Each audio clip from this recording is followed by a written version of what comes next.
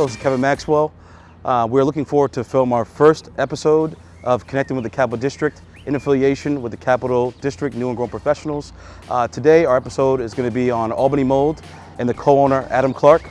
We're looking forward to discuss all different things about mold and the best ways to be able to handle the mold assessment process. So stick with us and stay tuned to an awesome series. Thank you.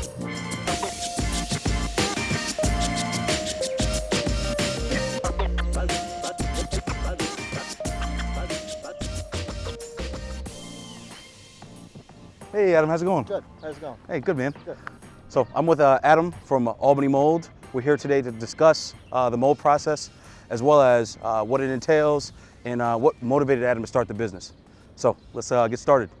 So Adam, why was Albany Mold started? So yeah, the reason why we started Albany Mold was to create efficiency in the real estate transaction. A lot of times when mold is discovered during a home inspection, a separate mold assessor is brought in to provide a mold assessment. That can hold up the deal that's going on. It can also delay a lot of things.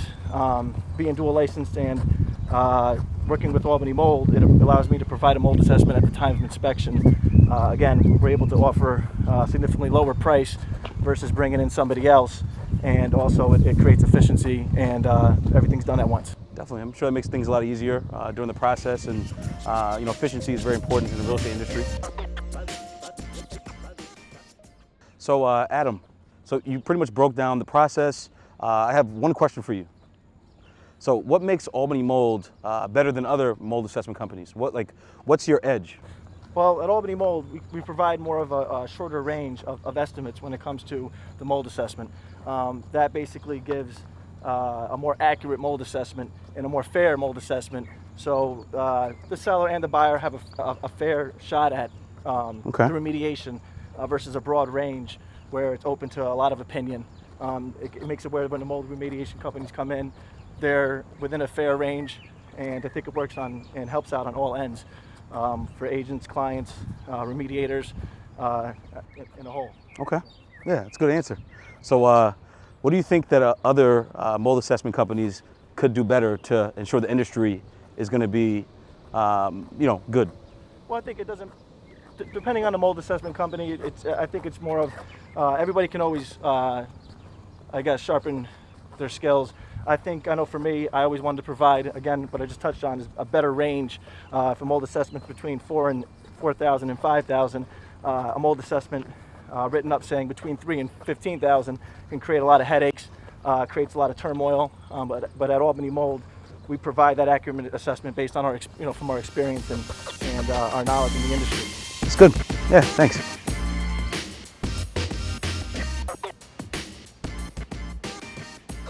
Okay, so we are headed to Professor Java's, a local coffee shop, to continue our interview. Please stay tuned. We're looking forward to dive deeper into Albany Mold and what makes them stand out. All right, guys.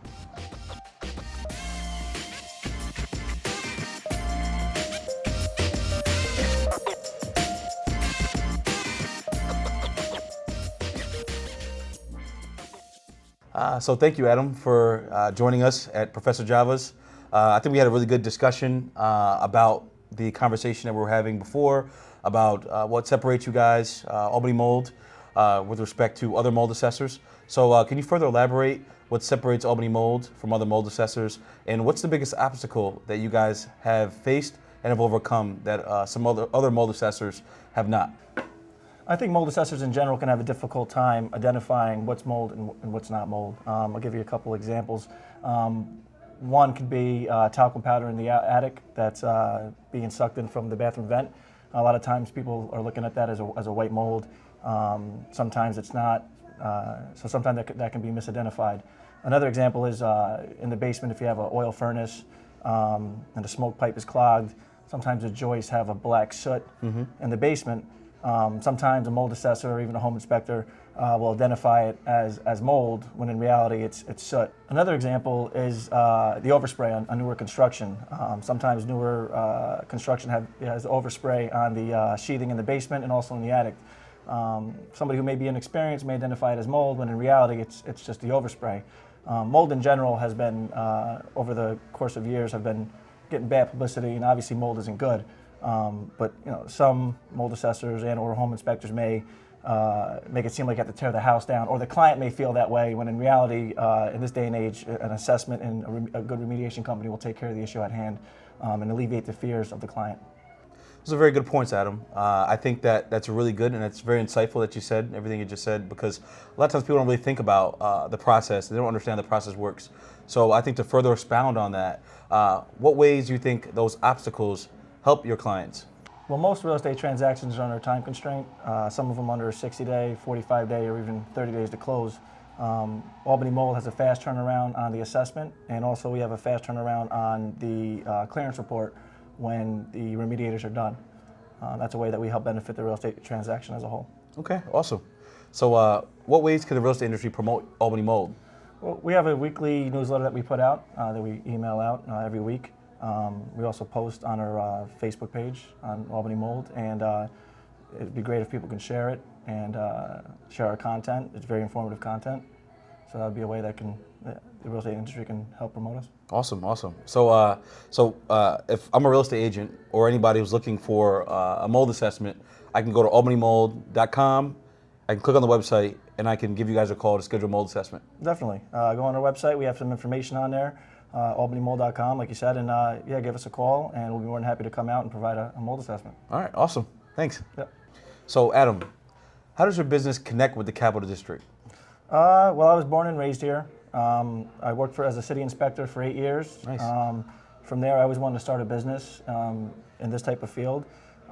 So this supplements the home inspection business, and it provides another service that helps real estate agents and clients as a whole. The Capital District has very great people. The real estate agents are friendly, and we all promote our business and help each other out. That's good.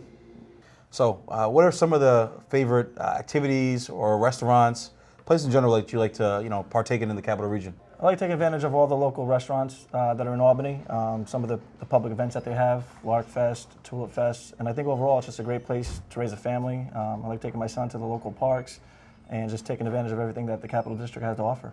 It's awesome. Thank you so much for coming on, Adam. It's been a really pleasure to be able to talk to you, learn more about Albany Mold, Sure. Learn more about what you guys have to offer within the mold industry. And if anybody needs a mold assessment, feel free to contact Albany Mold. Adam would love to help you during your real estate process. So, with that being said, thank you so much for following us on our first episode of Connecting with the Capital District in affiliation with the Capital District New England Professionals.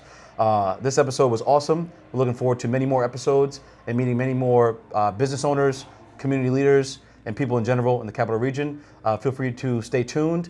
And also, if you'd like to learn more about the show, feel free to go to the Capital District New England Professionals page on Facebook, and feel free to send me an inbox message if you'd like to be on our next episode. Thank you. Bye.